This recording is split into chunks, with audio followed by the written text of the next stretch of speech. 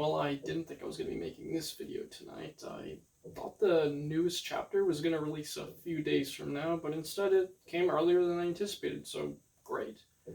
But aside from that, what were my opinions on this chapter? First and foremost, I like the beginning, setting up this mysterious place that we don't know. I love how the buildings are drawn out. Rocky's just really good at nailing.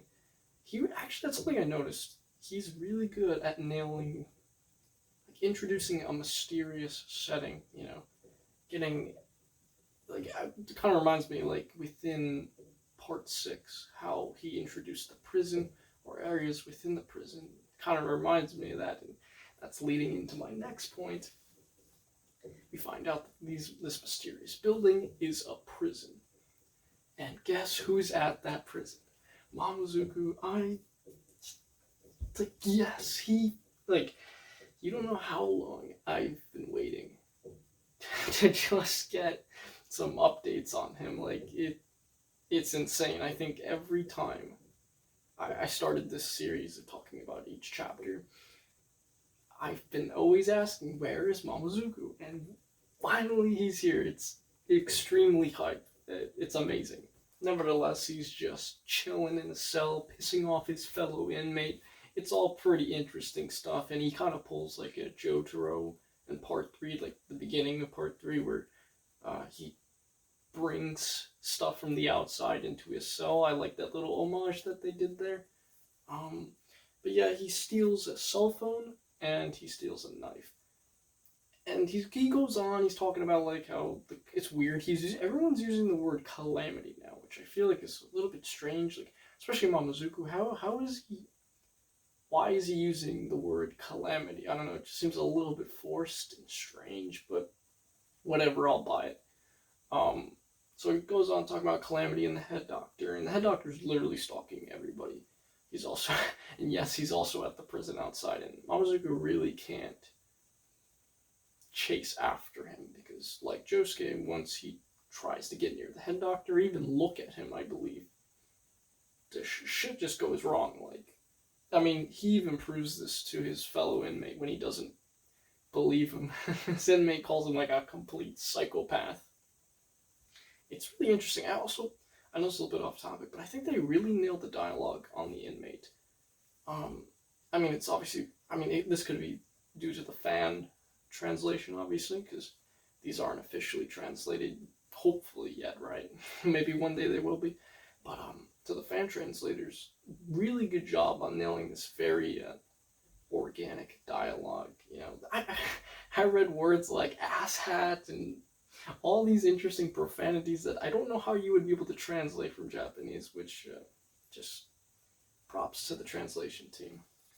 Aside from that, I remember when I mentioned how Mamezuku was pulling a Jojo and bringing things into the cell. Well, he reveals, meanwhile, that he took a knife and a cell phone from the evidence room within the station itself. And at first, I really didn't know why he did this. Look, I guess it'd be good to have a knife to defend yourself against this complete psychopath, right? But then we get his real intentions, why he brought those two specific, seemingly random items. The real intentions were literally to expose the fellow prisoner, and it's revealed through photographic pictures, which, god dang, I guess that would have been pretty disturbing for Rocky to draw, is that this other fellow inmate is charged, or at least he's in there, because he murdered children at a school bus stop. Yeah, oof. And obviously, this other guy is just completely pissed. He doesn't want to hear anything from Mamezuku. He takes the knife and jams it through his throat. God dang, I'm telling you, it gets pretty graphic, I'm not gonna lie. I like that though. Rocky's taking these nice risks and jams it through his throat, and I don't know how someone doesn't die due to that, but... And I'm thinking, okay, why did that all go down? Well, because Mamezuku, similar to in Josuke's situation, wants to get closer to the head doctor. So, if this other guy is injured, really injured, and has to go to the hospital, Mamezuku can turn it to a string, not disguise, but hide within that string-like material within the fellow prisoner while he's getting transported to the hospital. So in a sense, he's pulling a similar thing that Josuke's mother told him, where the quote that she said, don't go after him only if you have to. So that was sort of like one of these little loopholes in order for Mamezuku to reach that doctor, because really he could have escaped. Like, he was able to go through the iron bars with his stand, but he wanted to go after the head doctor. So that was a really, I guess, creative way to do so. I wasn't expecting a bloodbath like that, but nevertheless, really cool. And then it cuts to Yasuo, and she's still dying outside the Hishigata household. The crazy things are happening. She's on the phone, and the person she was on the phone is revealed to be Toru, which I kind of assumed was the case. Like I said, I don't think Mamezuku would be having a phone privileges in prison, and Josuke's doing his own thing right now. So it didn't surprise me that it was Toru on the other line. She's like, yo, help, all that jazz, and Toru, I don't know, he's kind of a little bit low-key suspicious. He's not at all surprised. Okay, he says he's surprised, but that's kind of bullshit, let's be real. He takes it very calmly, the news. He's just casually eating a hamburger. I find that very comical, but he's taking this a little bit way too lightly. I don't know. I'm still very suspicious of his character. We then get to see Jobin's perspective on everything after he just KO'd Narusuke. Everybody actually seems to be somewhat cooperative. Jobin basically gives the usual spiel you would expect. Don't trust anybody. Basically branding Josuke as public enemy number one. That kind of spiel. And the real interesting thing that occurs is the head doctor is basically fucking with everybody, especially Mitsuba. She's, I swear to God, I think Jobin probably thinks she's going mentally insane, but yeah, and it's weird because now I know, or at least I'm presuming, that the head doctor is like that figure we keep, like the old guy figure we keep seeing, is that has to be the manifestation of the stand. Not only is that the case because he's everywhere, prison, hospital, or Hishigata house, he's everywhere. Not only that, but we get these really interesting depictions of it, and it's kind of going through like a computer screen, and it, like on the walls, but like it's flat. Like, it's really strange, and obviously that has to be like part of the stand itself.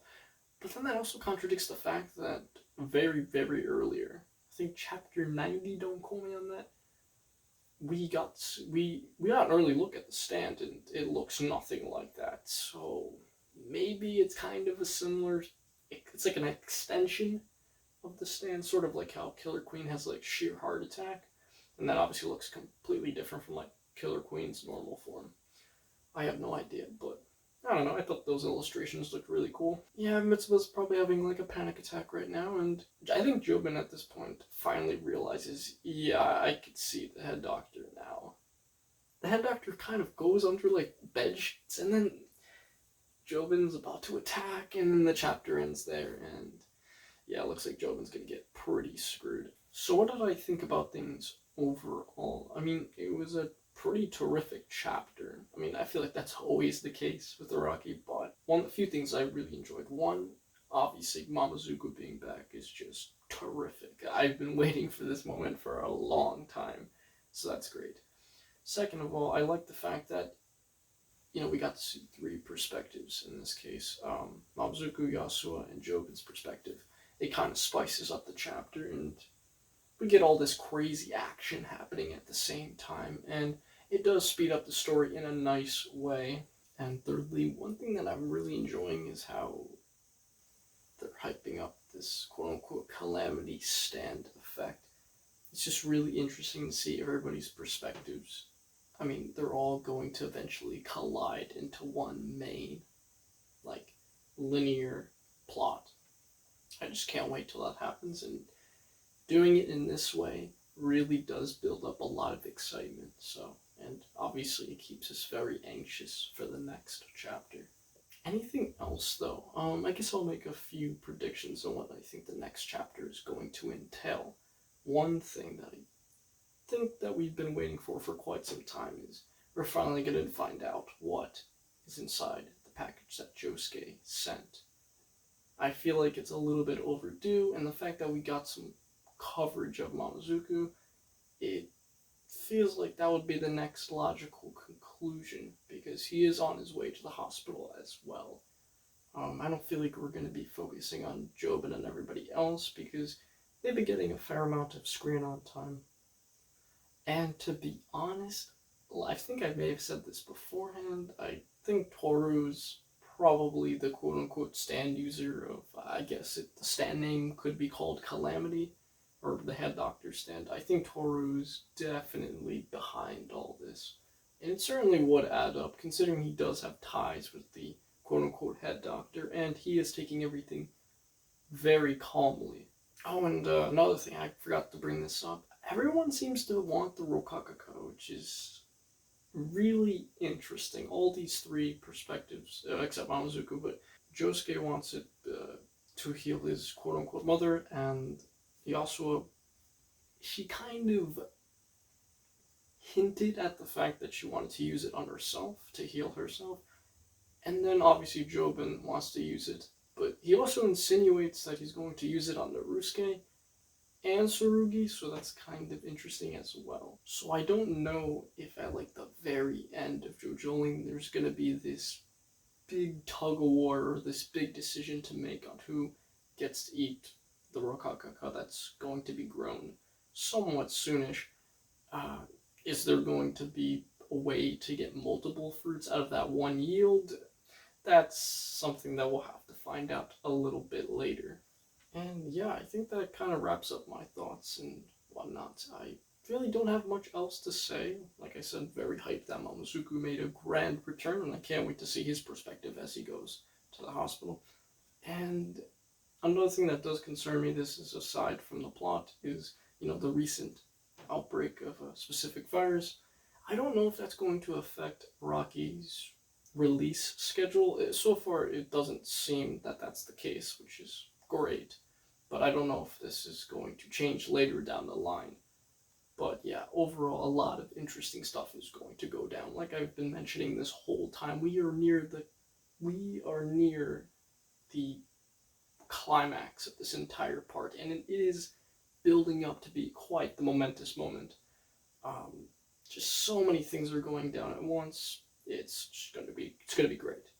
But nevertheless, thank you guys so much for tuning in and making it to practically the end of the video. I 100% appreciate it. If you guys have anything interesting to tell me in the comments below, something I may have missed, or theories, etc., all that stuff, please throw your thoughts and opinions down below. Anyway, I'm probably going to go to bed. It's, I think, 2 or 3 o'clock in the morning, so yeah.